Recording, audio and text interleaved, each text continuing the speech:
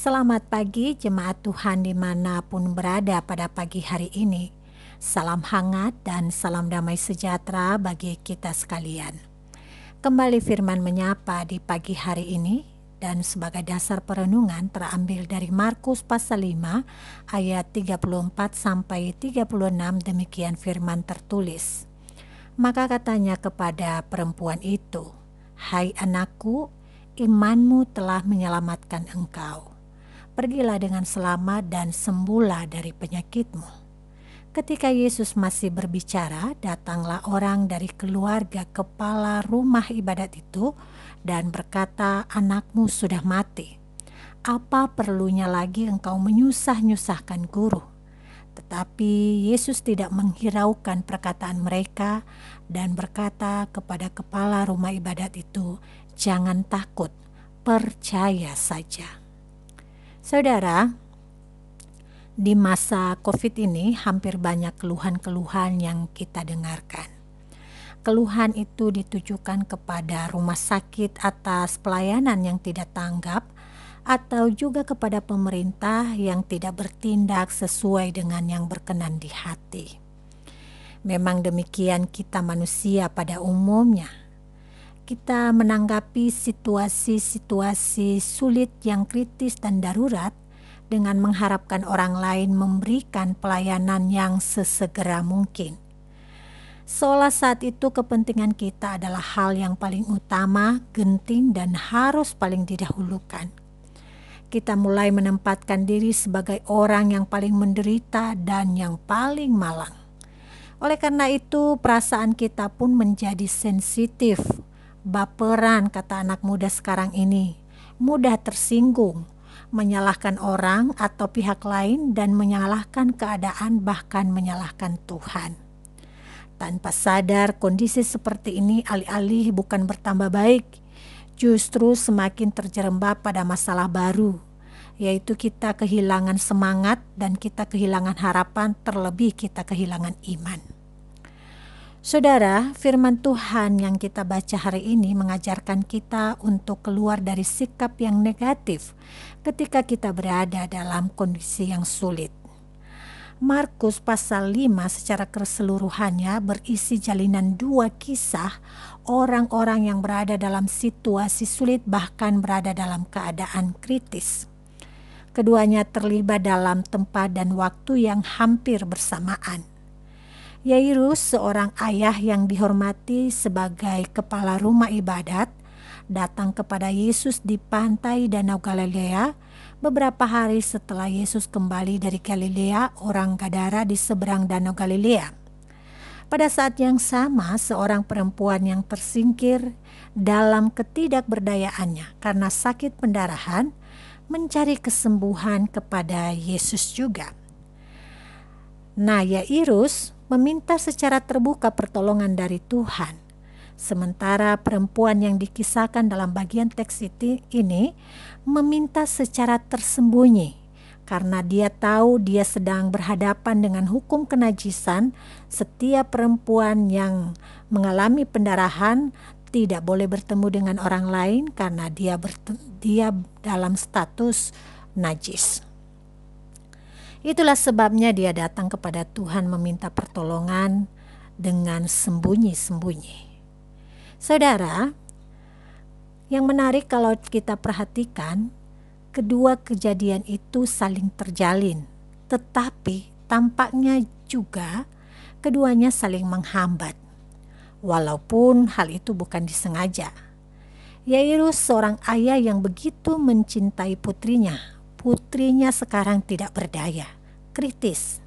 Dan satu-satunya harapan hanya pada Yesus. Ia sudah mendapatkannya dan Yesus bersedia untuk datang ke rumahnya. Ya, tentu ini harapan. Namun dalam kondisi kegentingan ini, di tengah jalan ada seorang perempuan yang sudah 12 tahun sakit pendarahan, menghambat kecepatan Yesus untuk sampai ke rumahnya. Ditambah banyak orang yang berbondong-bondong berada di sekeliling Yesus. Jika kita berada dalam posisi Yairus, kita jadi jengkel dan marah luar biasa. Apalagi di tengah perjalanan yang terhambat itu, seorang pegawai Yairus datang dan menyampaikan berita duka. Putrinya sudah meninggal. Karena itu ia mengajukan pertanyaan, apa perlunya lagi engkau menyusah-nyusahkan guru? Saudara, jika kita berada dalam posisi Yairus, dalam kisah ini banyak yang pantas untuk dipersalahkan. Kita mulai memakai bahasa seandainya saja. Seandainya saja perempuan ini tidak meminta tolong, anak kesayangan itu bisa diselamatkan.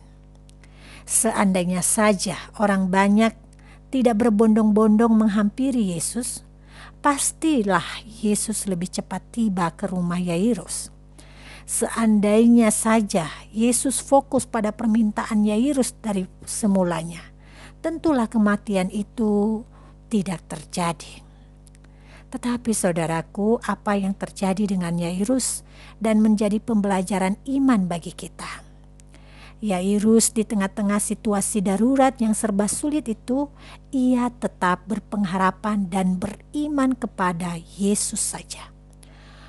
Orang yang memiliki pengharapan seperti Yairus tidak mudah marah dengan melempar rasa sakit yang dialami sebagai kesalahan orang lain.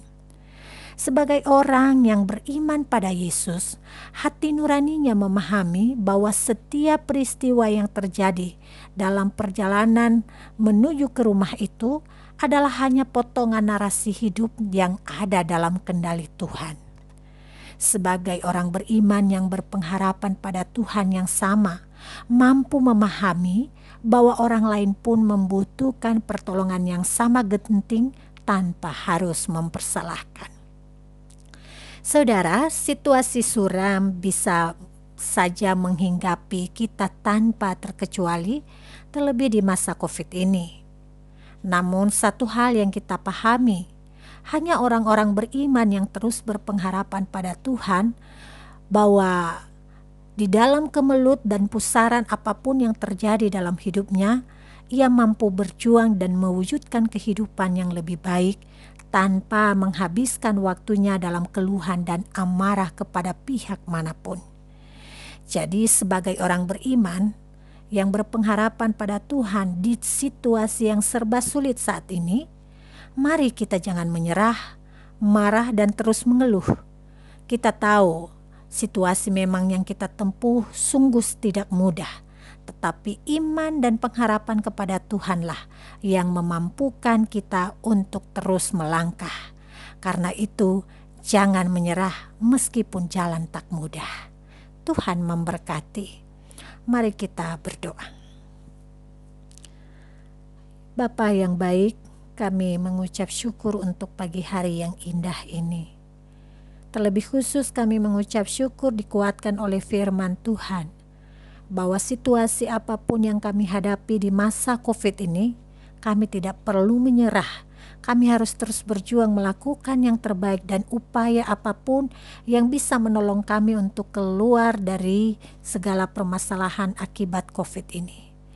Kami memiliki Allah, tempat harapan kami. Dan karena itu kami melangkah hari ini dengan penuh pengharapan dan iman kepada Tuhan, bahwa situasi sulit kami bisa lewati karena kami memiliki Tuhan yang memampukan kami untuk melewati semuanya itu.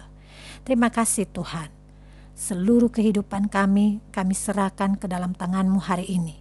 Dan segala apapun yang kami kerjakan, upayakan, rencanakan, semuanya itu kiranya Tuhan memberkati untuk mewujudkan kehidupan kami yang lebih baik.